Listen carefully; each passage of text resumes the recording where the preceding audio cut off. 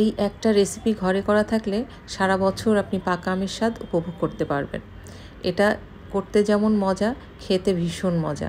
আশা করি ভিডিওটা ভালো লাগবে। তো আমি এখানে আমসত্ত্ব করার জন্য 2টো পাকা আম নিয়ে নিয়েছি। আমগুলো দেখতে উপর দিকে সবুজ হলেও ভিতরে আমটা পাকা। তো দেখতে পাচ্ছেন আমি পাকা আমটা ভালো করে ছুলে নিয়েছি, নিয়ে এবার এগুলোকে টুকরো টুকরো করে কেটে নেব।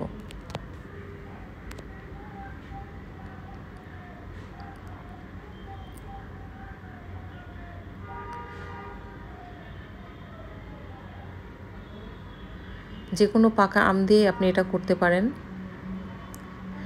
আমটা মিষ্টিও হতে পারে আবার টকও হতে পারে, যে কোনো আম দিয়ে এটা করলে করা যাবে। এবার আমি আমগুলোকে ব্লেন্ডারের মধ্যে দিয়ে দিচ্ছি ব্লেন্ড করার জন্য। আমি একদম এটাকে ফাইন ব্লেন্ড করে নিলাম।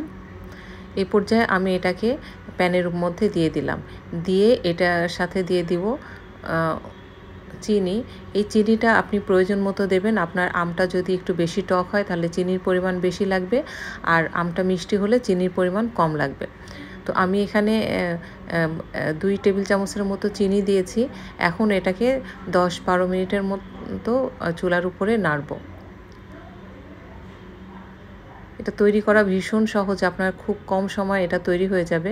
তো আমার আমটা হয়ে গেছে। এখন আমি একটা প্লেটের উপরে কিছুটা তেল দিয়ে প্লেটটাকে মেখে নিলাম।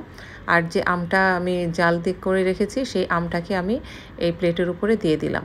আমি এখানে খুব পাতলা একটা আমসত্ত্ব বানাবো, এটা ট্রান্সপারেন্ট আমসত্ত্ব, এজন্য আমি অল্প পরিমাণে প্লেটের উপরে দিলাম, দিয়ে এটাকে ঘুরিয়ে ঘুরিয়ে চারিদিকে ছড়িয়ে দিয়েছি।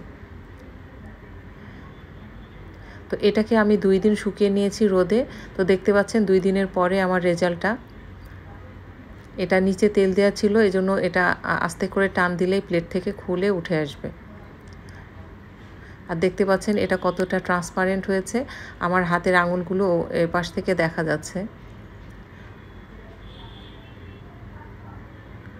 আমার হাতটায় দেখা যাচ্ছে। ভীষণ টেস্টি।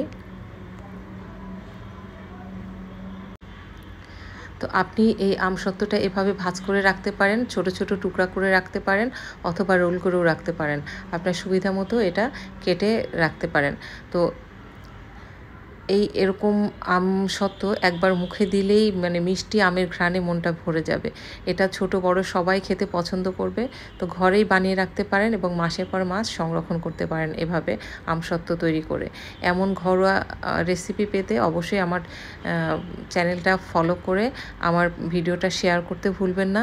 আবারও দেখা হবে নতুন কোনো ভিডিওতে। সেই পর্যন্ত সবাই ভালো থাকবেন, সুস্থ থাকবেন। আল্লাহ হাফেজ।